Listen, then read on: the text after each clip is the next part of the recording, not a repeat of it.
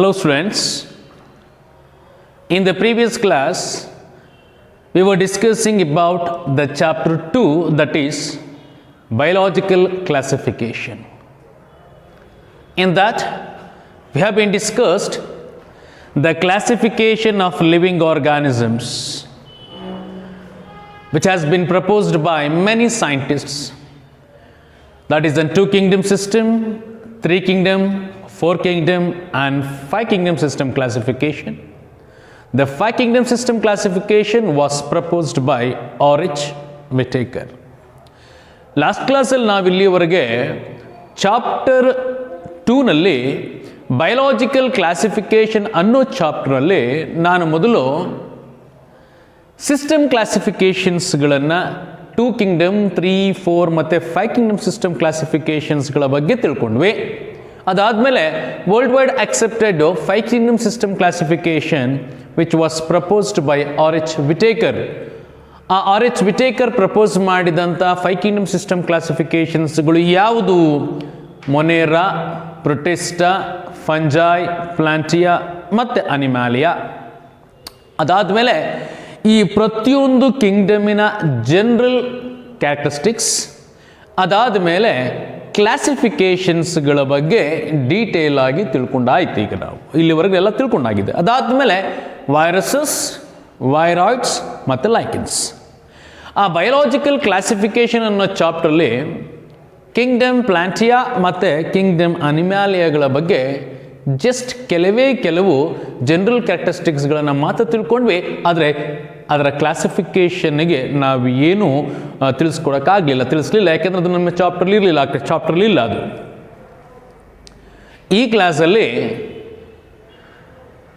ನಾನು ಅದರ next chapter ಆದಂತಹ ಚಾಪ್ಟರ್ 3ನಲ್ಲಿ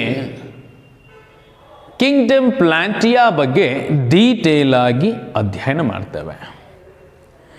ಕಿಂಗ್ಡಮ್ ಪ್ಲಾಂಟಿಯಾದ ಜನರಲ್ ಕ್ಯಾರೆಕ್ಟರಿಸ್ಟಿಕ್ಸ್ಗಳನ್ನು ನೀವು ನೋಡಿದ್ದೇ ಆಯಿತು ಅಂತಂದರೆ, ಪ್ರಮುಖವಾಗಿ ಕಿಂಗ್ಡಮ್ ಪ್ಲಾಂಟಿಯಾದಲ್ಲಿ ಬರುವಂತಹ ಎಲ್ಲ ಆರ್ಗಾನಿಸಮ್ಸ್ಗಳು, all the organisms which comes under the kingdom plantae are autotrophs, eukaryotic, autotrophic organisms ಅನ್ನು ನೋಡ್ತವೆ. Very few are partial heterotrophs ಅಷ್ಟೇ. ಸೊ ಮ್ಯಾಕ್ಸಿಮಮ್ ಯಾವುದು ಅಂತಂದರೆ autotrophs.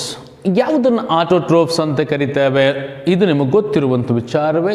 Those which synthesise its own food, ಅಂಥದನ್ನು ಆಟೋಟ್ರೋಫಿಕ್ ಆರ್ಗಾನಿಸಮ್ಸ್ ಅಂತ ಕರಿತೇವೆ. ಪ್ಲಾಂಟ್ಸ್ ಎಲ್ಲವೂ ಆಟೋಟ್ರೋಫ್ಸ್ಗಳೇ, ಇನ್ನು ಕೆಲವು ಮಾತ್ರ ಪಾರ್ಷಿಯಲ್ ಹೆಟರೋಟ್ರೋಫ್ಸ್ ಇದೆ ಅಂತ ಆ ಒಂದು ಜನರಲ್ ಕ್ಯಾರೆಕ್ಟರಿಸ್ಟಿಕ್ಸ್ ಹೇಳುವಂಥ ಸಂದರ್ಭದಲ್ಲಿ ನಾನು ಹೇಳಿದ್ದೆ. ಈ ಕ್ಲಾಸಲ್ಲಿ ಆ ಕಿಂಗ್ಡಮಿನ ಬಗ್ಗೆ ಡೀಟೇಲ್ ಆಗಿ ತಿಳಿಸ್ತಾ ಬರ್ತೇನೆ. ಯಾವ ಕಿಂಗ್ಡಮ್ ಬಗ್ಗೆ ಅಂತಂದರೆ ಕಿಂಗ್ಡಮ್ ಪ್ಲಾಂಟಿಯಾ ಬಗ್ಗೆ ಡೀಟೇಲ್ ಆಗಿ ಈ ಕ್ಲಾಸಲ್ಲಿ ನಿಮಗೆ ತಿಳಿಸ್ತಾ ಬರ್ತೇನೆ.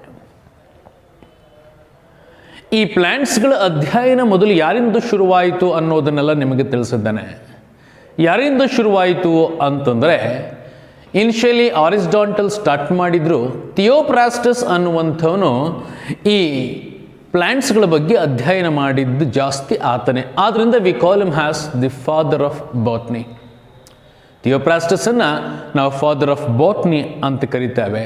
ಅದಾದಮೇಲೆ ಜೀವಿಗಳ ವಿಂಗಡಣೆ, ಬಯೋಲಾಜಿಕಲ್ ಕ್ಲಾಸಿಫಿಕೇಶನ್ಸ್ಗೆ ಇನಿಷಿಯೇಟಿವ್ಸ್ ಕೊಟ್ಟಂಥ ವ್ಯಕ್ತಿ ಯಾರು ಅಂತಂದರೆ ಕಾರ್ಲಸ್ ಲಿನ್ನೇಯಸ್. ಈ ವಿಚಾರ ಬಗ್ಗೆ ಗೊತ್ತಿದೆ ನಿಮಗೆ. ಈ ಕಿಂಗ್ಡಮ್ ಪ್ಲಾಂಟಿಯಾದಲ್ಲಿ ಬರುವಂಥ ಎಲ್ಲ ಪ್ಲಾಂಟ್ಸ್ಗಳ ಕ್ಯಾರೆಕ್ಟರಿಸ್ಟಿಕ್ಸ್ ಈಗಾಗಲೇ ಗೊತ್ತಿದೆ ನಿಮಗೆ. ಈ ಪ್ಲಾಂಟ್ಸ್ಗಳು ಈ ಜಗತ್ತಿನಲ್ಲಿ ಹಲವಿದ್ದಾವೆ. They are millions of plants. ಆ ಮಿಲಿಯನ್ಸ್ ಆಫ್ ಪ್ಲಾಂಟ್ಸ್ಗಳನ್ನು ನಾವು ಈಸಿಯಾಗಿ, ಅಂದರೆ ಸರಳವಾಗಿ ಅಧ್ಯಯನ ಮಾಡಲಿಕ್ಕೆ ಏನಾದರೂ ಒಂದು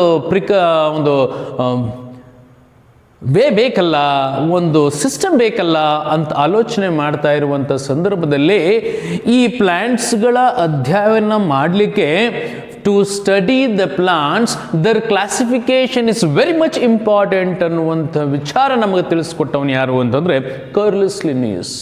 ಆವಾಗ ಕ್ಲಾಸಿಫಿಕೇಶನ್ ಆಫ್ ದ ಪ್ಲಾಂಟ್ಸ್ ಶುರುವಾಗುತ್ತೆ. ಸೊ ಅದು ಯಾವ ರೀತಿಯಾಗೆಲ್ಲ ಪ್ರಯತ್ನ ಮಾಡಿ ಈ ಪ್ಲ್ಯಾಂಟ್ಸ್ಗಳನ್ನು ಕ್ಲಾಸಿಫೈ ಮಾಡೋದಕ್ಕೆ ಶುರು ಮಾಡಿದ್ರಪ್ಪ ಅನ್ನೋದನ್ನು ನಾನು ಈ ಕ್ಲಾಸಿಫಿಕೇಶನ್ ಸಿಸ್ಟಮ್ ಹೆಡ್ಡಿಂಗ್ ಅಂಡರ್ ನಾನು ತಿಳಿಸ್ತಾ ಬರ್ತೇನೆ. ಮೂರು ಸಿಸ್ಟಮ್ ಆಫ್ ಕ್ಲಾಸಿಫಿಕೇಶನ್ಸನ್ನು ನಾವು ನೋಡ್ತೇವೆ. ಅಂದರೆ ಪ್ಲ್ಯಾಂಟ್ಸ್ಗಳನ್ನು ಕ್ಲಾಸಿಫೈ ಮಾಡಲಿಕ್ಕೆ ಹಲವು ಸಿಸ್ಟಮ್ಸ್ಗಳು ಬಂದು ಇವತ್ತಿನ ದಿನ ಒಂದು ಅಡ್ವಾನ್ಸ್ ಸಿಸ್ಟಮ್ ಆಫ್ ಕ್ಲಾಸಿಫಿಕೇಶನ್ ಅಡಿಯಲ್ಲಿ ನಾವು ಬಾಟ್ನಿಯನ್ನು ಅಧ್ಯಯನ ಮಾಡ್ತಿದ್ದಾವೆ. ಆದರೆ ಹಿಂದಿನಿಂದ ಬಂದಂತಹ ಕ್ಲಾಸಿಫಿಕೇಶನ್ಸ್ ಎಲ್ಲವನ್ನ ಒಂದೊಂದು ಗುಂಪಾಗಿ ಮಾಡಿಬಿಟ್ಟಿದ್ದಾವೆ. ಆ ಗುಂಪುಗಳು ಎಷ್ಟಿದ್ದಾವೆ ಅಂತಂದರೆ 3 ಇದ್ದಾವೆ. We have you group the systems of classification into 3. ಅದು ಯಾವ್ಯಾವುದಪ್ಪ ಅಂತಂದರೆ ಮೊದಲನೇದು the first one is the artificial system of classification. ಎರಡನೇದು ಯಾವುದು ಅಂತಂದರೆ ನ್ಯಾಚುರಲ್ ಸಿಸ್ಟಮ್ ಆಫ್ ಕ್ಲಾಸಿಫಿಕೇಶನ್. ಮೂರನೇದು ಯಾವುದು ಅಂತಂದರೆ ಫೈಲೋಜೆನೆಟಿಕ್ ಸಿಸ್ಟಮ್ ಆಫ್ ಕ್ಲಾಸಿಫಿಕೇಶನ್. ಈ ಮೂರು ಸಿಸ್ಟಮ್ ಆಫ್ ಕ್ಲಾಸಿಫಿಕೇಶನ್ಸ್ಗಳಲ್ಲಿ ಅತ್ಯಂತ ಅಡ್ವಾನ್ಸ್ ಆದಂಥದ್ದು, ಎಲ್ಲರೂ ಒಪ್ಕೊಳ್ಳೋ ಹಾಗಿರುವಂಥ ಕ್ಲಾಸಿಫಿಕೇಶನ್ ಯಾವುದು ಅಂತಂದರೆ ಈ ಫೈಲೋಜೆನೆಟಿಕ್ ಸಿಸ್ಟಮ್ ಆಫ್ ಕ್ಲಾಸಿಫಿಕೇಶನ್. ಯಾಕೆ ಏನು ಅಂತ ನಾನು ಆಮೇಲೆ ಹೇಳ್ತೇನೆ. ಮೊದಲು ಆರ್ಟಿಫಿಷಿಯಲ್ ಸಿಸ್ಟಮ್ ಆಫ್ ಕ್ಲಾಸಿಫಿಕೇಶನ್ ಅಂತಂದರೆ ಏನು? ಕೃತಕವಾದಂತಹ ವಿಂಗಡಣೆ ಅಂತ ಅದೇ ಹೇಳುತ್ತೆ.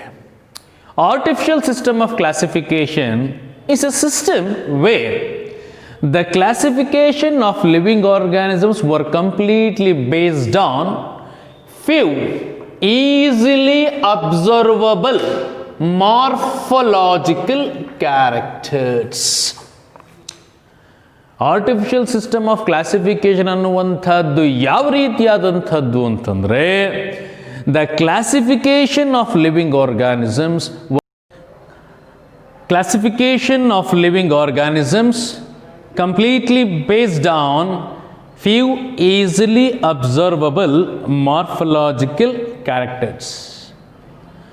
ಹೊರರಚನೆಯಲ್ಲಿ ಯಾವ ರೀತಿಯಾದಂತಹ ಗುಣಲಕ್ಷಣಗಳನ್ನು ತೋರಿಸ್ತಾ ಇದೆಯೋ ಆರ್ಗಾನಿಸಮ್, ಅದನ್ನಾಧರಿಸಿ ಮಾಡಿದಂತಹ ವಿಂಗಡಣೆ ಏನಿದೆಯೋ, ಏನು ಅವೈಜ್ಞಾನಿಕವಾದಂತಹ ವಿಂಗಡಣೆಯಾಗಿತ್ತೋ ಆ ವಿಂಗಡಣೆನೇ ಆರ್ಟಿಫಿಷಿಯಲ್ ಸಿಸ್ಟಮ್ ಆಫ್ ಕ್ಲಾಸಿಫಿಕೇಶನ್ ಅಂತ ಕರೀತೇವೆ.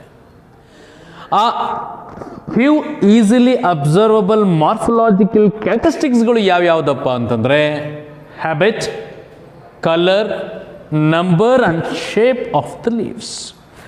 ನಿಮಗೆ ಮಾರ್ಫಲಾಜಿಯನ್ನು ಆಧರಿಸಿ ಮಾಡಿದಂಥ ವಿಂಗಡಣೆಗಳು ಯಾವ್ಯಾವ ಥರ ಇತ್ತುವಪ್ಪ ಅಂತಂದ್ರೆ ಅವ್ರು ಹೇಳಿದ್ದು ಹಾರೋದೆಲ್ಲವನ್ನ ಪಕ್ಷಿ ಅಂತ ಹೇಳಿದರು, ಈಜಾಡೋದೆಲ್ಲವನ್ನ ಮೀನು ಅಂತ ಹೇಳಿದರು. ಆದರೆ ಬ್ಯಾಟ್ ಒಂದು ಮ್ಯಾಮಲ್, ಆದರೆ ಅದನ್ನು ಪಕ್ಷಿಗಳ ಗುಂಪಿಗೆ ಸೇರಿಸಿದ್ರು, ಅದು ತಪ್ಪಾಯಿತು.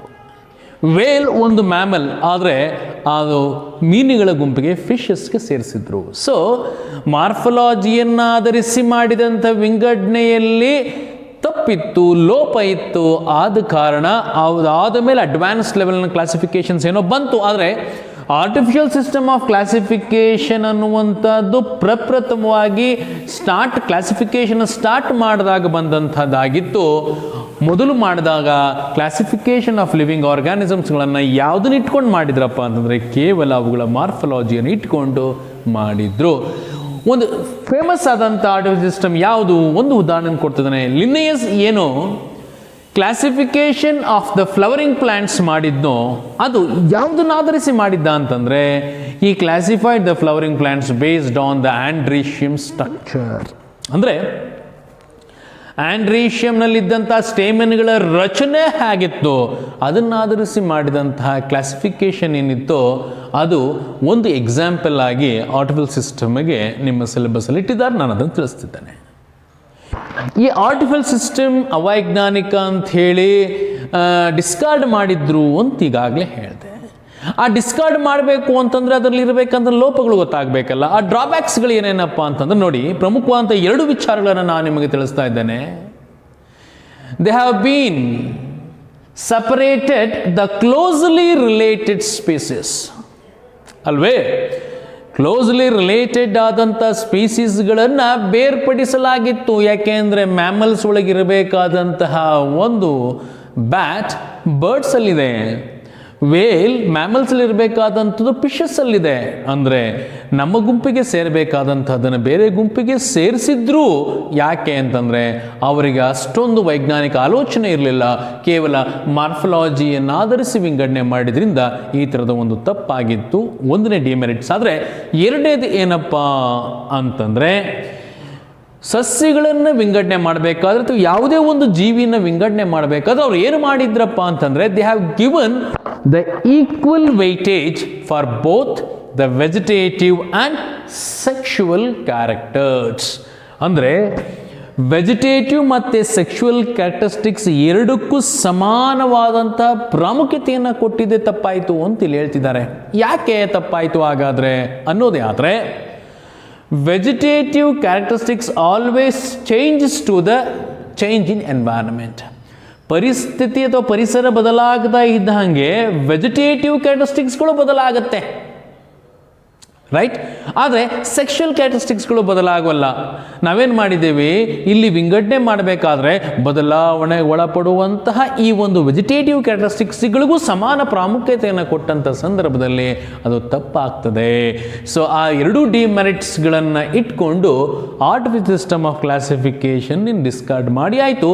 ಅದಾದ ಮೇಲೆ ಬರೀ ನೀವು ಮಾರ್ಫಾಲಜಿಯನ್ನು ನೋಡ್ಕೊಂಡು ವಿಂಗಡಣೆ ಮಾಡಿದ್ರೆ ಅಷ್ಟು ಚೆನ್ನಾಗಾಗೋಲ್ಲ.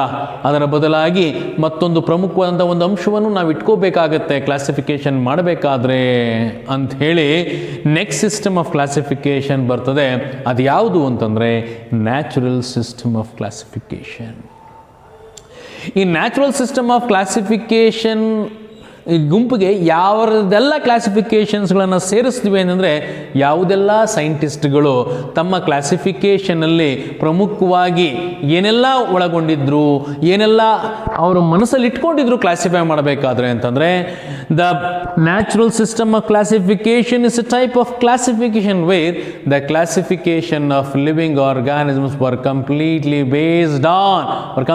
based on natural affinities among the organisms. ನೋಡಿ, ನ್ಯಾಚುರಲ್ ಸಿಸ್ಟಮ್ ಆಫ್ ಕ್ಲಾಸಿಫಿಕೇಶನ್ ಅವ್ರು ಏನು ಮಾಡಿದ್ರು ಅಂತಂದರೆ, ಈ ಮಾರ್ಫಾಲಜಿಕಲ್ ಕ್ಯಾರೆಕ್ಟರಿಸ್ಟಿಕ್ಸ್ಗಳನ್ನು ಮನಸ್ಸಲ್ಲಿಟ್ಕೊಂಡ್ರು, ಅದರ ಜೊತೆಗೆ ಈ ನ್ಯಾಚುರಲ್ ಎಫಿನಿಟೀಸ್ಗಳನ್ನು ಮನಸ್ಸಲ್ಲಿಟ್ಕೊಂಡು ಮಾಡಿದಂಥ ವಿಂಗಡಣೆ ಏನಿತ್ತೋ ಅದು ನ್ಯಾಚುರಲ್ ಸಿಸ್ಟಮ್ ಆಫ್ ಕ್ಲಾಸಿಫಿಕೇಶನ್ ಅಡಿಯಲ್ಲಿ ಅಧ್ಯಯನ ಮಾಡ್ತಾ ಬರ್ತವೆ. Natural system of classification is a type of classification where the classification of living organisms based on all the morphological characters and also based on natural affinities among the organisms like anatomy, embryology and phytochemistry. ಈ ಮೂರು ಅಂಶಗಳನ್ನು ಮನಸ್ಸಲ್ಲಿಟ್ಕೊಂಡು ಮಾರ್ಫಾಲಜಿಯನ್ನು ಮನಸ್ಸಲ್ಲಿಟ್ಕೊಂಡು ಮಾಡಿದಂತಹ ಕ್ಲಾಸಿಫಿಕೇಷನ್ನೇ natural system of classification. Example for the natural system of classification ಯಾವುದು ಅಂತಂದರೆ, Bentham and Hooker system of classification of flowering plants. ಅತ್ಯಂತ ಫೇಮಸ್ ಆದಂಥದ್ದು ಈ ಬೆಂಥಮ್ ಮತ್ತು ಹುಕ್ಕರ್ ಅನ್ನುವಂಥ ಇಬ್ಬರು ಸೈಂಟಿಸ್ಟ್ಗಳು ಏಂಜಿಯೋಸ್ಪರ್ಮಿಕ್ ಪ್ಲಾಂಟ್ಸ್ಗಳನ್ನು ಕ್ಲಾಸಿಫೈ ಮಾಡ್ತಾರೆ ನೋಡಿ. ಆ ಕ್ಲಾಸಿಫಿಕೇಷನ್ ತುಂಬ ಫೇಮಸ್ ಆದಂಥ ಕ್ಲಾಸಿಫಿಕೇಷನ್ನು. ಅದು ಯಾವುದ್ರ ಅಡಿಯಲ್ಲಿ ಬರ್ತದೆ ಅವರ ಕ್ಲಾಸಿಫಿಕೇಷನ್ ಅಂದರೆ ನ್ಯಾಚುರಲ್ ಸಿಸ್ಟಮ್ ಆಫ್ ಕ್ಲಾಸಿಫಿಕೇಷನ್ ಅಡಿಯಲ್ಲಿ ಬರ್ತಾ ಹೋಗ್ತದೆ. ಸೊ ದ ನೆಕ್ಸ್ಟ್ ಸಿಸ್ಟಮ್ ಯಾವುದು ಅಂತಂದರೆ ಫೈಲೋಜೆನೆಟಿಕ್ ಸಿಸ್ಟಮ್ ಆಫ್ ಕ್ಲಾಸಿಫಿಕೇಷನ್. ನೋಡಿ, ಕೇವಲ ಮಾರ್ಫಾಲಜಿಯನ್ನು ಆಧರಿಸಿ ಮಾಡಿದ್ದು ತಪ್ಪೆ, ಜೊತೆಗೆ ಮಾರ್ಫಾಲಜಿ ಜೊತೆಗೆ ನ್ಯಾಚುರಲ್ ಎಫಿನಿಟೀಸ್ಗಳನ್ನು ಇಟ್ಕೊಂಡು ಮಾಡಿದ್ದು ತಪ್ಪೆ. ಸೊ ಇದರ ಜೊತೆಗೆ ಮೈಕ್ರೋಸ್ಕೋಪ್ ಗೊತ್ತಾದ ಮೇಲೆ ಸೆಲ್ಲು, ಕ್ರೋಮೋಸೋಮು, ಜೀನು ಇದೆಲ್ಲರ ಅಧ್ಯಯನ ಆದ ಮೇಲೆ ಬರೀ ಮಾರ್ಫಾಲಜಿ ನ್ಯಾಚುರಲ್ ಎಫಿನಿಟೀಸ್ ಇಟ್ಕೊಂಡ್ರೆ ಆಗೋಲ್ಲ ಅಂಥೇಳಿ ನೆಕ್ಸ್ಟ್ ಸಿಸ್ಟಮ್ ಆಫ್ ಕ್ಲಾಸಿಫಿಕೇಷನ್ ಬರ್ತದೆ. ಅದು ಯಾವುದು ಅಂತಂದರೆ world wide accepted system of classification, advance type of classification, that is phylogenetic system of classification. ಈ ಸಿಸ್ಟಮ್ ಆಫ್ ಕ್ಲಾಸಿಫಿಕೇಷನಲ್ಲಿ ಏನು ಮಾಡಿದ್ರು ಸೈಂಟಿಸ್ಟ್ಗಳು ಅಂತಂದರೆ, they classified the living organisms based on evolutionary and genetical concepts phylo ಅಂತಂದರೆ ಎವಲ್ಯೂಷನ್ ಅಂತ ಅರ್ಥ. ಇವ್ರೇನು ಮಾಡಿದ್ರಪ್ಪ ಅಂತಂದರೆ ಫೈಲೋಜೆನೆಟಿಕ್ ಸಿಸ್ಟಮ್ ಆಫ್ ಕ್ಲಾಸಿಫಿಕೇಷನ್ನಲ್ಲಿ ನಾವು ಕೇವಲ ಮಾರ್ಫಾಲಜಿಯನ್ನೇ ಇಟ್ಕೊಳ್ಳೋದು ಬೇಡ, ಅದನ್ನೂ ತೆಗೆದುಕೊಳ್ತವೆ, ನ್ಯಾಚುರಲ್ ಎಫಿನಿಟೀಸನ್ನೂ ತೆಗೆದುಕೊಳ್ತವೆ, ಇವೆರಡರ ಜೊತೆಗೆ ಅತ್ಯಂತ ಪ್ರಮುಖವಾದ ಇನ್ನೆರಡು ವಿಚಾರಗಳನ್ನೂ ತೆಗೆದುಕೊಳ್ತವೆ. ಅದು ಯಾವುದು ಅಂತಂದರೆ ಎವಲ್ಯೂಷನ್ ಆ್ಯಂಡ್ ಜೆನೆಟಿಕಲ್ ಇನ್ಫಾರ್ಮೇಷನ್ಸ್ಗಳನ್ನು ತೆಗೆದುಕೊಳ್ತವೆ. ಈ 4 ಅಂಶಗಳನ್ನು ಕ್ರೋಢೀಕರಿಸಿ ಮಾಡಿದಂತಹ ಒಂದು ಉತ್ತಮವಾದಂಥ ಒಂದು ಕ್ಲಾಸಿಫಿಕೇಷನ್ನೇ phylogenetic system of classification. This system of classification were given importance for the evolutionary and genetical relationship among the organisms. ಇದು ತುಂಬ ಶ್ರೇಷ್ಠವಾದಂಥ ಕ್ಲಾಸಿಫಿಕೇಶನ್ಸ್ ಆಯಿತು. Example for the phylogenetic system of classification ಯಾವುದು ಅಂತಂದರೆ ಅತ್ಯಂತ ಫೇಮಸ್ ಆದಂಥದ್ದು, ಇವರು ಸಹ ಫ್ಲವರಿಂಗ್ ಪ್ಲಾಂಟ್ಸ್ಗಳಲ್ಲೇ ಮಾಡಿದಂಥದ್ದು, ಅಡಾಲ್ಫ್ ಆಂಗ್ಯುಲರ್ ಮತ್ತು Karl Prantl system of classification is an best example for the phylogenetic system of classification. ಈ ಫೈಲೋಜೆನೆಟಿಕ್ ಸಿಸ್ಟಮ್ ಆಫ್ ಕ್ಲಾಸಿಫಿಕೇಶನ್ನ ಮಾಡಿದಂಥ ಈ ಶ್ರೇಷ್ಠ ವ್ಯಕ್ತಿಗಳು ಅತ್ಯಂತ ಪ್ರಮುಖವಾದಂಥ ಒಂದು ವಿಚಾರ ನಮ್ಗೆ ಹೇಳ್ತಾರೆ. ಅದು ಯಾವುದಪ್ಪ ಅಂತಂದರೆ the organisms belongs to the same taxa have got the common ancestors. ಯಾವುದೆಲ್ಲ ಜೀವಿಗಳು ಒಂದೇ ಟ್ಯಾಕ್ಸಾದ ಅಡಿಯಲ್ಲಿ ಬರ್ತದೋ ಅವು ಎಲ್ಲದಕ್ಕೂ ಒಂದೇ ಕಾಮನ್ ಆನ್ಸಿಸ್ಟರ್ ಇರ್ತದೆ ಅನ್ನುವಂಥ ಅತ್ಯಂತ ಪ್ರಮುಖವಾದಂಥ ಒಂದು ವಿಚಾರನ ತಿಳಿಸ್ಕೊಡ್ತಾರೆ. ಯಾರು? ಈ ಫೈಲೋಜೆನೆಟಿಕ್ ಸಿಸ್ಟಮ್ ಆಫ್ ಕ್ಲಾಸಿಫಿಕೇಶನ್ನ ಪ್ರಪೋಸ್ ಮಾಡಿದಂಥ ಈ ಎಲ್ಲ ಸೈಂಟಿಸ್ಟ್ಗಳು, ಅದರಲ್ಲಿ ಇವರಿಬ್ಬರ ಹೆಸರನ್ನು ಮಾತ್ರ, ಇವರ ಸಿಸ್ಟಮ್ ಆಫ್ ಕ್ಲಾಸಿಫಿಕೇಶನ್ ಮಾತ್ರ ನಾನು ಉದಾಹರಣೆಯಾಗಿ ಕೊಡ್ತಾ ಇದ್ದೇನೆ. ಸೊ ಕ್ಲಾಸಿಫಿಕೇಶನ್ ಸಿಸ್ಟಮ್ಸ್ಗಳಲ್ಲಿ 3 ಅನ್ನೋದು ನಮಗೆ ಅರ್ಥ ಆಯಿತು. ಆರ್ಟಿಫಿಷಿಯಲ್ ಸಿಸ್ಟಮ್, ನ್ಯಾಚುರಲ್ ಸಿಸ್ಟಮ್ ಮತ್ತು ಫೈಲೋಜೆನೆಟಿಕ್ ಸಿಸ್ಟಮ್ ಆಫ್ ಕ್ಲಾಸಿಫಿಕೇಶನ್ ಅನ್ನುವಂಥದ್ದು. ಈ 3ಅನ್ನು ನಾವು ಯಾವುದನ್ನು ಆಧರಿಸಿ ಮಾಡಿಕೊಂಡಿದ್ದೇವೆ ಅಂತಂದರೆ, ಕ್ಲಾಸಿಫೈ ಮಾಡುವಂಥ ಸೈಂಟಿಸ್ಟ್ಗಳು ಯಾವುದನ್ನು ಕ್ಲಾಸಿಫೈ ಮಾಡಲಿಕ್ಕೆ ಕನ್ಸಿಡರ್ ಮಾಡಿದ್ರು ಅನ್ನೋದನ್ನು ಆಧರಿಸಿ, ಯಾರೆಲ್ಲ ಕೇವಲ ಮಾರ್ಫಾಲಜಿಯನ್ನು ಮಾತ್ರ ಮನಸ್ಸಲ್ಲಿ ಇಟ್ಕೊಂಡಿದ್ರೋ ಅವರ ಕ್ಲಾಸಿಫಿಕೇಶನ್ಸ್ ಎಲ್ಲವನ್ನು ನಾವು ಆರ್ಟಿಫಿಷಿಯಲ್ ಸಿಸ್ಟಮ್ ಅಂತ ಕರೆದ್ವಿ. ಯಾರೆಲ್ಲ ಮಾರ್ಫಾಲಜಿಯ ಜೊತೆಗೆ ನ್ಯಾಚುರಲ್ ಎಫಿನಿಟೀಸ್ಗಳನ್ನು ಮನಸ್ಸಲ್ಲಿ ಇಟ್ಕೊಂಡು ಮಾಡಿದ್ರೋ ಅವರೆಲ್ಲರ ಕ್ಲಾಸಿಫಿಕೇಷನನ್ನು ನ್ಯಾಚುರಲ್ ಸಿಸ್ಟಮ್ ಆಫ್ ಕ್ಲಾಸಿಫಿಕೇಷನ್ ಅಂತ ಕರೆದಿದ್ದೇವೆ. ಯಾರೆಲ್ಲ ಮಾರ್ಫಾಲಜಿ ಮತ್ತು ನ್ಯಾಚುರಲ್ ಎಫಿನಿಟೀಸ್ಗಳ ಜೊತೆಗೆ ಜೆನೆಟಿಕ್ ಮತ್ತು ಎವಲ್ಯೂಷನರಿ ರಿಲೇಷನ್ಶಿಪ್ಪನ್ನು ಮನಸ್ಸಲ್ಲಿ ಇಟ್ಕೊಂಡು ಮಾಡಿದ್ರು ಅವರೆಲ್ಲರ ಕ್ಲಾಸಿಫಿಕೇಷನನ್ನು ಫೈಲೋಜೆನೆಟಿಕ್ ಸಿಸ್ಟಮ್ ಆಫ್ ಕ್ಲಾಸಿಫಿಕೇಷನ್ ಅಂತ ಕರೆದಿದ್ದೇವೆ. ಸೊ ಅತ್ಯಂತ ಅಡ್ವಾನ್ಸ್ ಆದಂಥ ಕ್ಲಾಸಿಫಿಕೇಷನ್ನೇ ಈ ಫೈಲೋಜೆನೆಟಿಕ್ ಸಿಸ್ಟಮ್ ಆಫ್ ಕ್ಲಾಸಿಫಿಕೇಷನ್. ಈ 3 ಸಿಸ್ಟಮ್ಸ್ ಆಫ್ ಕ್ಲಾಸಿಫಿಕೇಷನ್ಸ್ಗಳನ್ನು ಇಟ್ಕೊಂಡು ಜೀವಿಗಳನ್ನು ಕ್ಲಾಸಿಫೈ ಮಾಡಲಿಕ್ಕೆ ಪ್ರಾರಂಭ ಮಾಡಿದ್ರು. ಅದರಲ್ಲಿ ಇವತ್ತಿನ ದಿನ ಅಡ್ವಾನ್ಸ್ ಆಗಿರುವಂಥದ್ದು ಫೈಲೋಜೆನೆಟಿಕ್ ಸಿಸ್ಟಮ್ ಆಫ್ ಕ್ಲಾಸಿಫಿಕೇಷನ್ ಅಂತ ಈಗಾಗಲೇ ನಾನು ಹೇಳಿದೆ. ಆದರೂ ಯಾವುದೋ ಒಂದು ಸಣ್ಣ ಕೊರತೆ ಇನ್ನೂ ಇತ್ತು.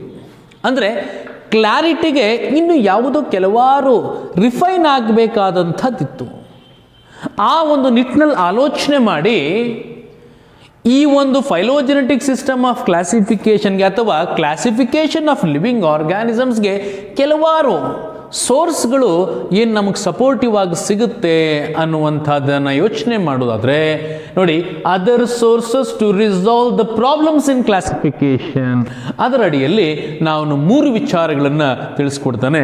ಅದು ಯಾವುದು ಅಂತಂದರೆ ನ್ಯೂಮರಿಕಲ್ ಟ್ಯಾಕ್ಸನಮಿ, ಸೈಟೋಟ್ಯಾಕ್ಸನಮಿ ಮತ್ತು ಕೀಮೋಟ್ಯಾಕ್ಸನಮಿ ಅನ್ನುವಂಥ ಈ 3 ವಿಚಾರಗಳನ್ನು ನಾನು ನಿಮಗೆ ತಿಳಿಸ್ಕೊಡ್ತೇನೆ. ಈಗಾಗಲೇ ನಿಮಗೆ ಟ್ಯಾಕ್ಸನಮಿ ಅಂದರೆ ಏನು ಅಂತ ಗೊತ್ತಾಗಿದೆ. ಟ್ಯಾಕ್ಸನಮಿ ಅಂತಂದರೆ the classification of living organisms ಅನ್ನೋ ವಿಚಾರ ನಿಮಗೆ ಗೊತ್ತು. Identification, naming, classification of living organisms. Taxonomy ಇದನ್ನು ತುಂಬ ಚೆನ್ನಾಗಿ ನಿಮಗೆ ಅದರ ಬಗ್ಗೆ ಗೊತ್ತಿದೆ. ಆ ಒಂದು ಟ್ಯಾಕ್ಸನಮಿ ಅನ್ನುವಂಥ ಪದವನ್ನು ನೀವು ಪರಿಚಯ ಮಾಡಿಕೊಟ್ಟಂಥ ವ್ಯಕ್ತಿ ಯಾರು ಅಂತಂದರೆ A.P.D. ಕಾಂಡೆಲೆ. ಆತನ ಪ್ರಕಾರ it's a branch of biology deals with the study of identification, naming and classification of living organisms is a taxonomy. So ಕ್ಲಾಸಿಫಿಕೇಶನನ್ನು ಮಾಡುವಂಥ ಸಂದರ್ಭದಲ್ಲಿ, ಐಡೆಂಟಿಫಿಕೇಶನನ್ನು ಮಾಡುವಂಥ ಸಂದರ್ಭದಲ್ಲಿ, ನೇಮಿಂಗನ್ನು ಮಾಡುವಂಥ ಸಂದರ್ಭದಲ್ಲಿ ಕೆಲವಾರು ಅಂಶಗಳನ್ನು ನಾವು ಗಮನದಲ್ಲಿ ಇಟ್ಕೋಬೇಕಾಗತ್ತೆ. ಸೊ ಅಂಶಗಳ ಬಗ್ಗೆ ನಾನೀಗ ನಿಮಗೆ ತಿಳಿಸ್ಕೊಡುವಂಥದ್ದಾಗ್ತದೆ. Numerical ಟ್ಯಾಕ್ಸನಮಿ ಅನ್ನುವಂಥದ್ದೇನು? Numerical taxonomy is a type of taxonomy which was completely based on observable characteristics.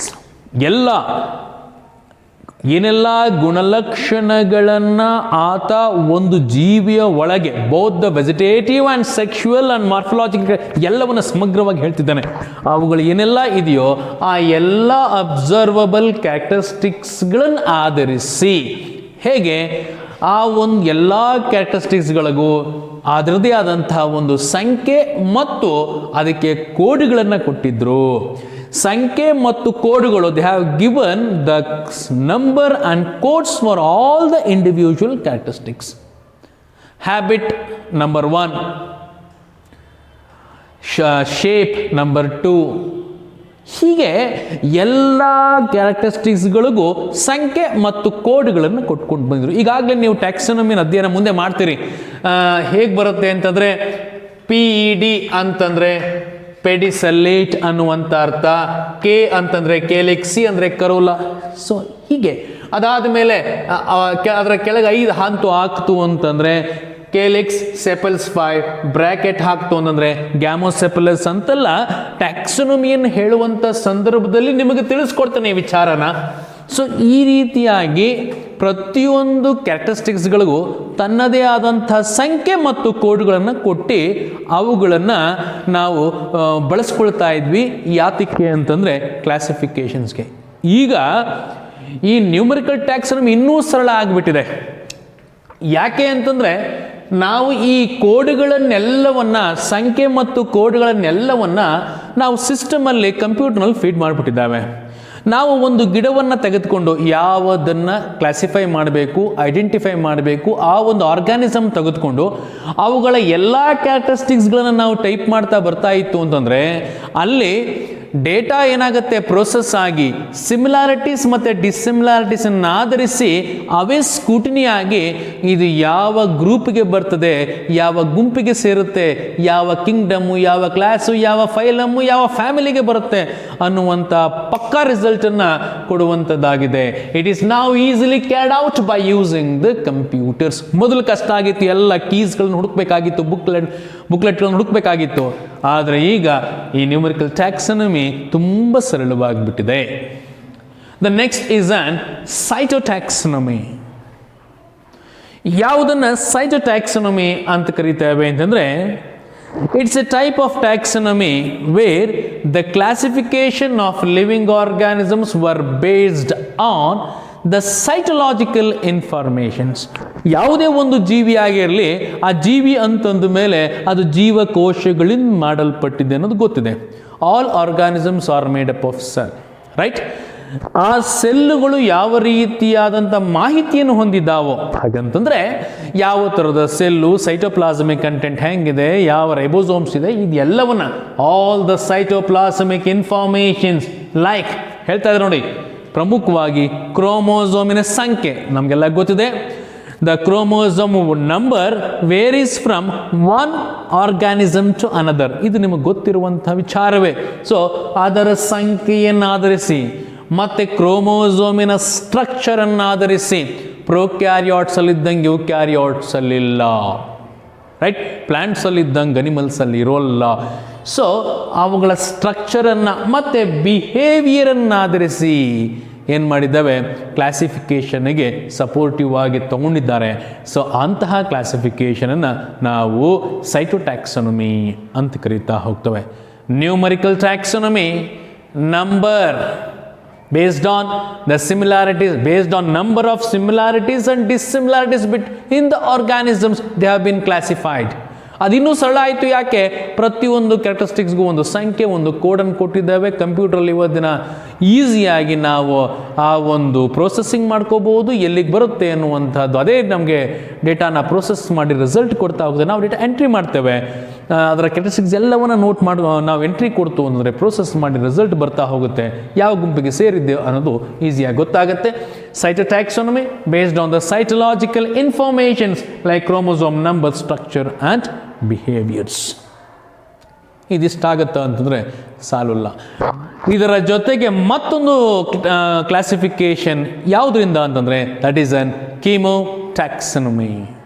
Chemotaxonomy, it's a type of classification where the classification of living organisms were completely based on the chemical constitution of the plants or an organism ಅಂತ ಹೇಳೋಣ ಬೇಕಾದ್ರಲ್ಲಿ.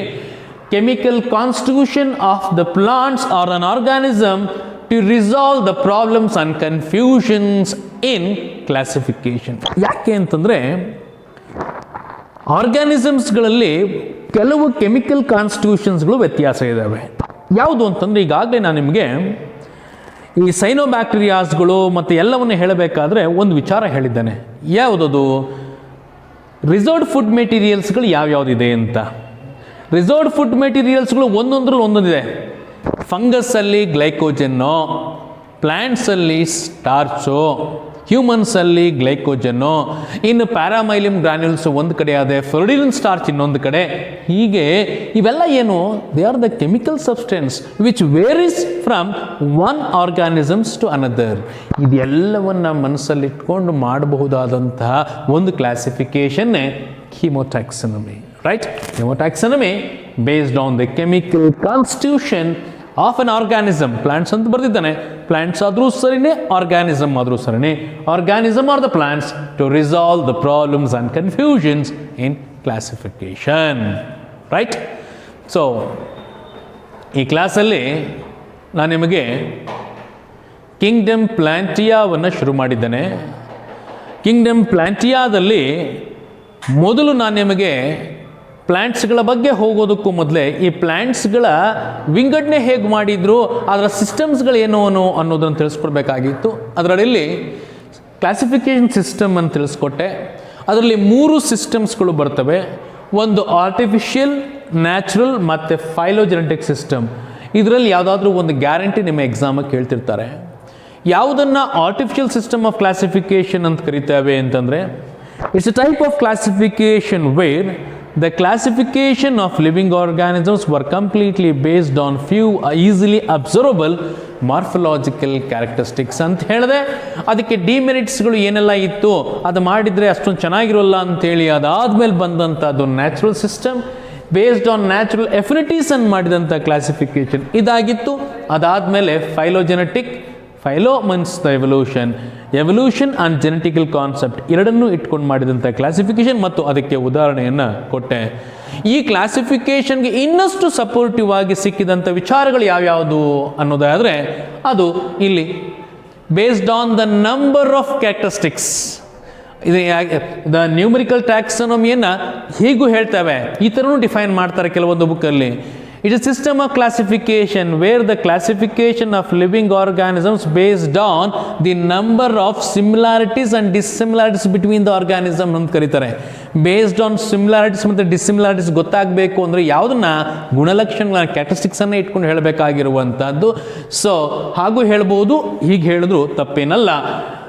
ಈಗ computer ಸಿಸ್ಟಮ್ಸ್ಗಳೆಲ್ಲ ಬಂದಿರೋದ್ರಿಂದ ಈ ಒಂದು numerical ಟ್ಯಾಕ್ಸಾನಮಿಯಿಂದ ಜೀವಿಗಳನ್ನು ವಿಂಗಡಣೆ ಮಾಡೋದು ಇನ್ನೂ ಈಸಿ ಆಗಿದೆ ಅನ್ನುವಂಥ ವಿಚಾರವನ್ನು ಗೊತ್ತಿರಲಿ ಅಂತ ಹೇಳ್ತಿದ್ದಾನೆ. Cytotaxonomy based on the cytological information, chemotaxonomy based on all the chemical constitution that are present in an organisms. Next ಕ್ಲಾಸಲ್ಲಿ ಕಿಂಗ್ಡಮ್ ಪ್ಲಾಂಟಿಯಾದ ಕ್ಲಾಸಿಫಿಕೇಷನನ್ನು ತಿಳಿಸ್ಕೊಡ್ತಾರೆ.